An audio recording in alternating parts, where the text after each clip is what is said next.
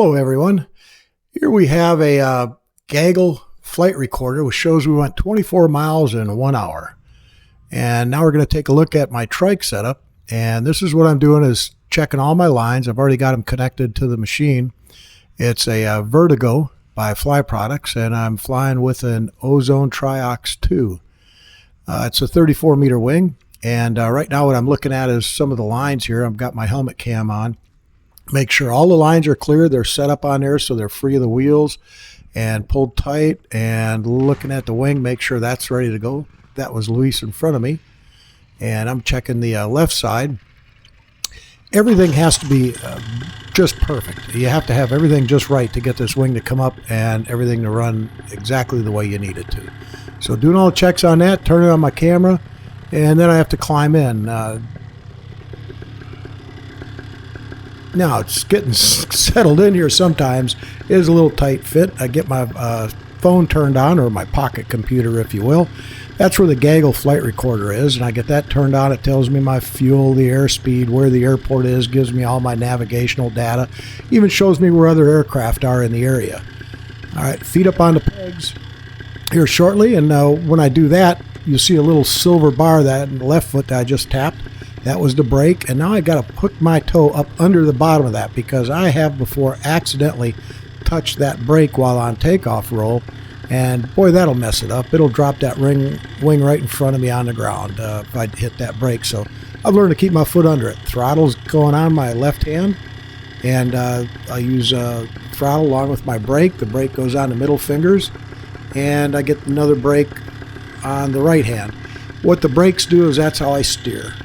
You pull in one brake or the other to turn whichever way you want to go.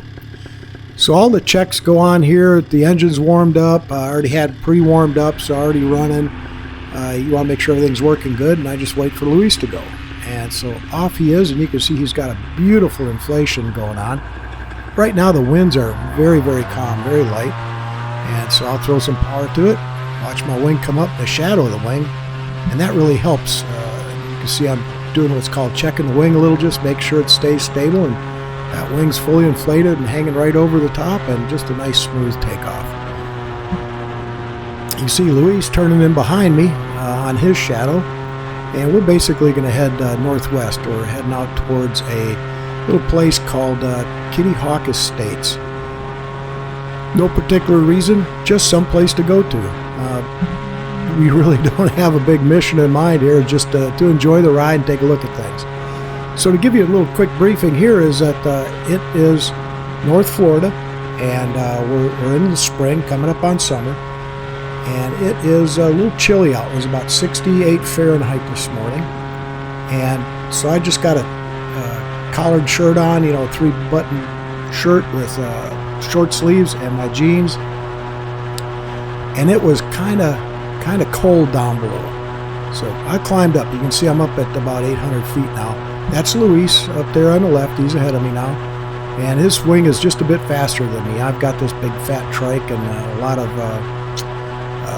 parasite drag, which slows me down.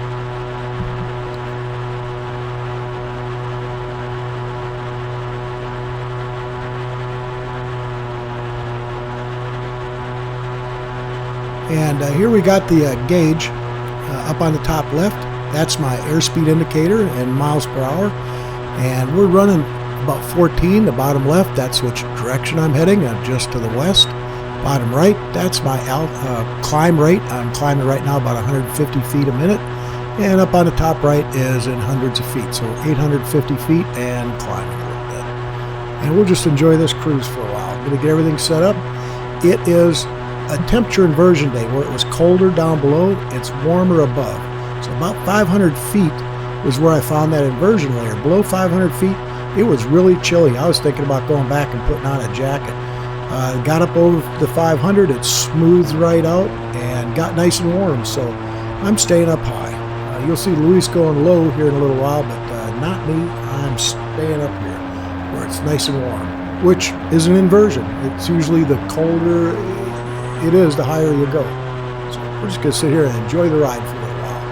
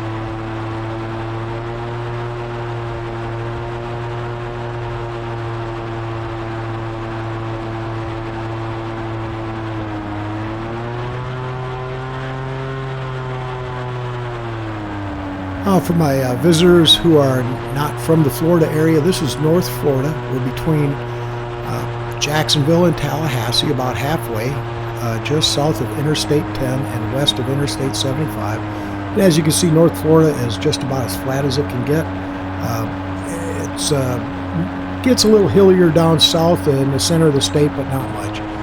There's not many hills here. So this is where we're going, that airstrip ahead of us, and that is Kitty Hawk Estates. It's a private airstrip. My friend Luis, he apparently knows somebody here. We're going to go make a low run on it, and we'll see in a minute where Luis starts heading low, and he's out ahead of me a good almost a mile now.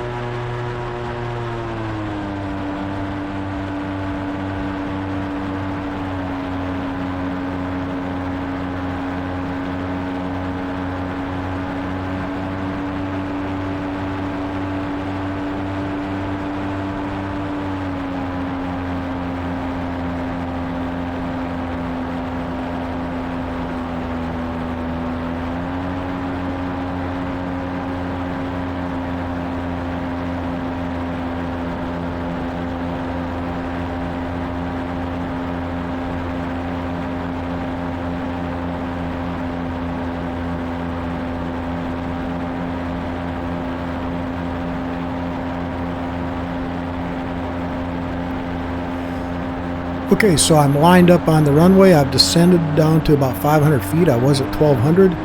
And you can see my gauge on the bottom right where I was doing a descent. And I got just under 500 feet. And you can see I'm starting to flop and move around. And, it's not a real steady picture like it was before. And I got my climb initiated. Now I'm coming back up at 300 feet a minute. I'm not going down there. It's cold and choppy. And I went nuts to this. So I'm going to go back up. So I'm going to make... This is my lowest pass I'm going to make. Luis went right down the middle of the runway and waved at everybody down there and whatnot, and I chickened out, and I'm going to go back up where it's nice and warm and much smoother.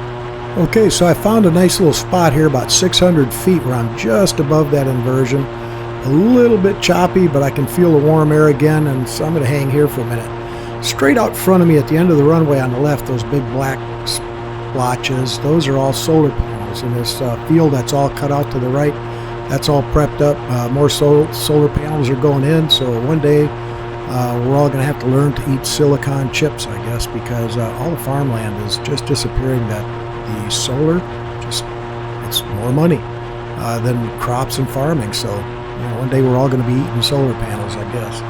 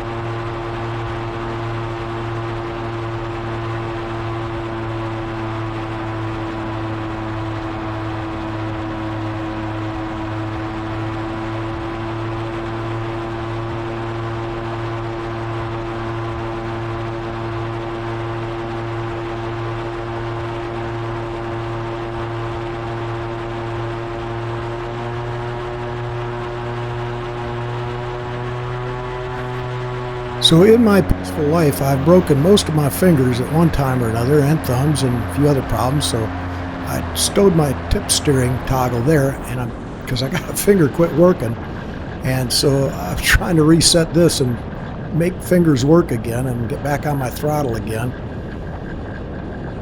This getting old stuff. Yeah, it's got its good points and bad points. I mean, I'm retired, so I get to come out and play, but doggone it, if all my parts worked, again, this would be great.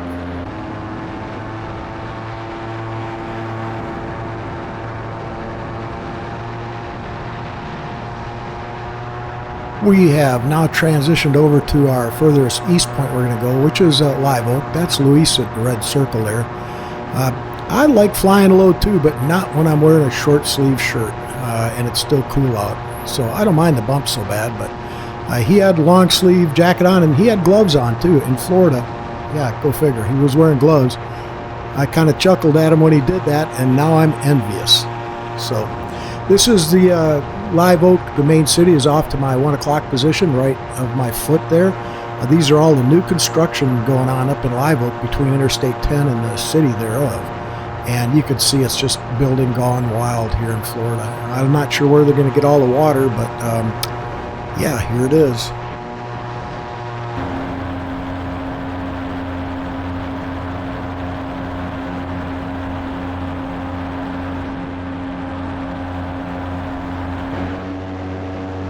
I had somebody ask me what the story is with this chicken up on my front wheel. It's a little tiny rubber chicken, and it used to hang on a keychain, but when my mother passed away, I inherited all her flying stuff. And my mother was a pilot, and that's where we all learned to fly, and I've been flying since 1988, so our family's all been in aviation. Well, the chicken was in with some of her most prized possessions, and that's a story I did not know. Oh, look at my feet bouncing up and jumping. I'm hitting some bad thermals here. And the camera's also set for a horizon lock, and if you can't stay on the horizon, you're watching my feet come in and out of the picture. That's because I'm bouncing around. That's why I stayed up high. And you can tell it's bouncing at 600 feet, so that layer is rising, and the weather's changing. So heading back to the airport. But back to the chicken story.